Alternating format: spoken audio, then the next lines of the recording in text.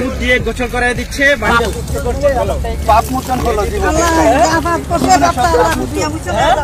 এবার জেলখানা থেকে জামিন পেয়েই দুধ দিয়ে গোসল করে নিজেকে পাপ মুক্ত করলেন আলোচিত টিকটকার প্রিন্স মামুন, যে ভিডিওটি এখন দেশ জুড়ে ব্যাপক ভাইরাল হয়েছে।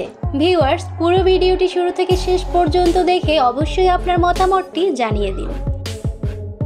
এখান থেকে বের হওয়ার পর মনে হলো যে আমি মার গর্ভ থেকে বের হলাম, পৃথিবীতে আসলাম, সবকিছু নতুন লাগতেছে, সবকিছু সুন্দর লাগতেছে।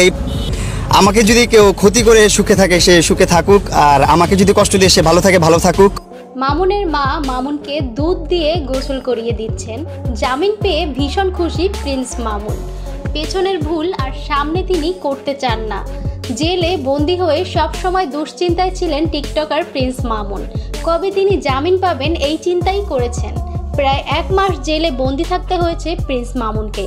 আটক হওয়ার পর মামুনের লম্বা চুল কেটে ছোটও করে দেওয়া হয়েছে।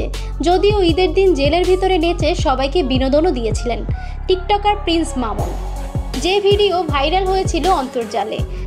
এতদিন মামুন জামিন না পাওয়ায় টিকটকার আইনজীবীর উপরে ক্ষুব্ধ ছিলেন প্রিন্স মামুনের মা। তিনি ব্যারিস্টার সুমনের বাসাতেও গিয়েছিলেন এবং অনুরোধ করেছিলেন ছেলের কেস লড়ার জন্য। যাই হোক, টিকটকার সেই আইনজীবী মামুনকে মুক্ত করেছেন। তার মাধ্যমে জামিন পেলেন আলোচিত এই টিকটকার। আর কখনোই লায়লার কাছে যাবে না প্রিন্স মামুন। মামুন বিগত 4 বছর ধরে যে পাপ করে গেছেন, দুধ দিয়ে গোসল করে, সে পাপই তিনি মুক্ত করেছেন। আর কখনোই তিনি লায়লার কাছে যাবেন না, আর পাপ করতেও চান না। এখন মামুনের উপর লায়লার আর কোনো অভিযোগ নেই। জামিন পেয়ে মামুন লায়লাকে ছাড়া নতুন করে সাজাতে চান, তেমনই প্রতিজ্ঞা তিনি নিয়েছেন। সবার কাছে দোয়াও চেয়েছেন মামুন।